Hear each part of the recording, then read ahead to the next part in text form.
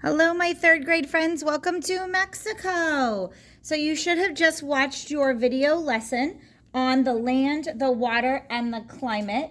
And today we're going to take our notes on the land, the water, and the climate of Mexico.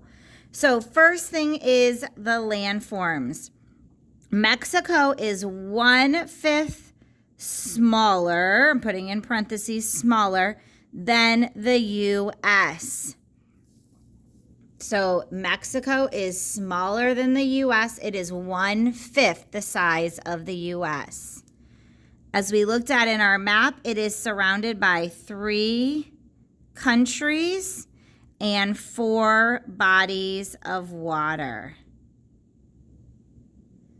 So we looked at it is surrounded by the United States to the north, and then Guatemala and Belize to the south, the Pacific Ocean and Gulf of California to the west, and the Gulf of Mexico and Caribbean Sea to the east. It has beaches. There are volcanoes.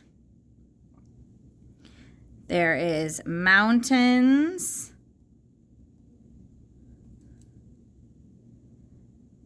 There's rainforests. And there are deserts. So the Sonoran and Chihuahuan deserts are also there. In addition, we have the biggest landform, which is the Alto Plano Central, and it is the biggest landform. And remember that this is a plateau, which means that it has the steep sides and a flat top.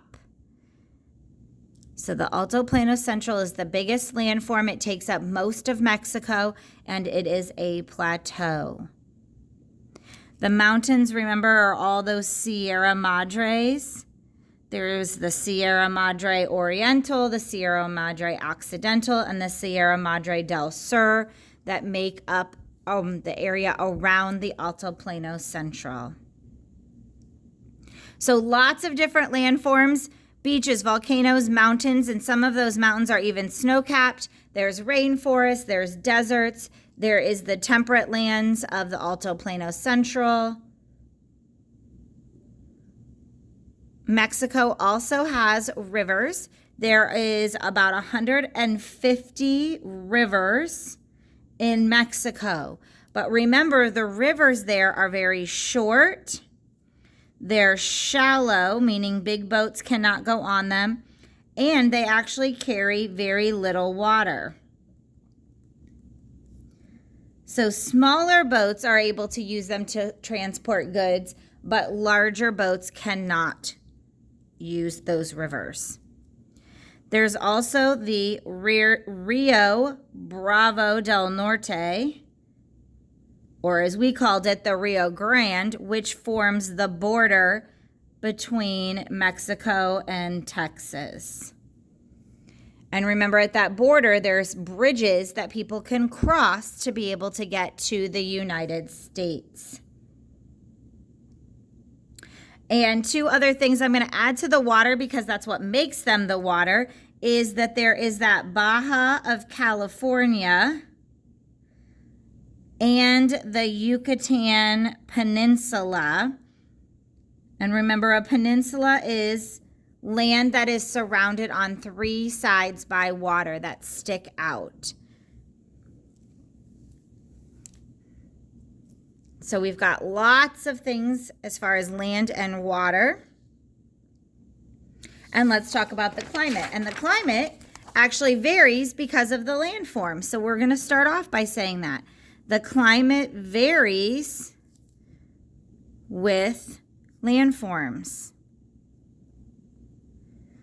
The weather on a snow-capped mountain is completely different than the weather in a desert.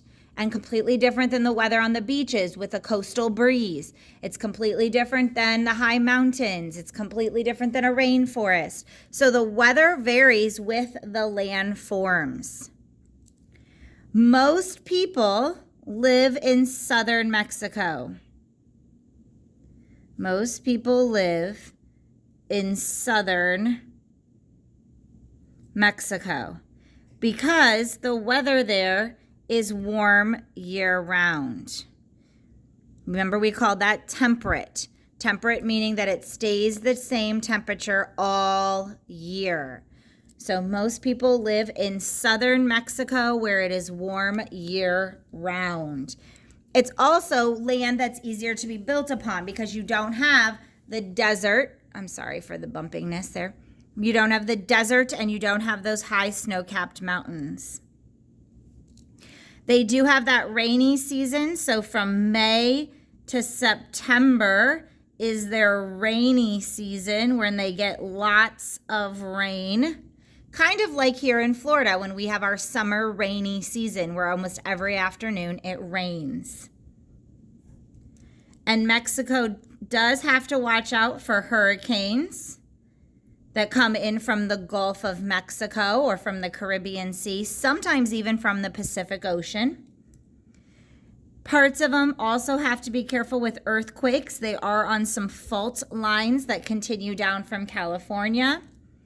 And there are many active volcanoes that are present in Mexico. So again, the weather varies with the landforms, but most people live in the southern part of Mexico where it is warmer year-round. They do have their rainy season from May to September, and people in Mexico do need to watch out for hurricanes, earthquakes, and volcanoes. All right, next time I see you, we will be discussing the products and natural resources.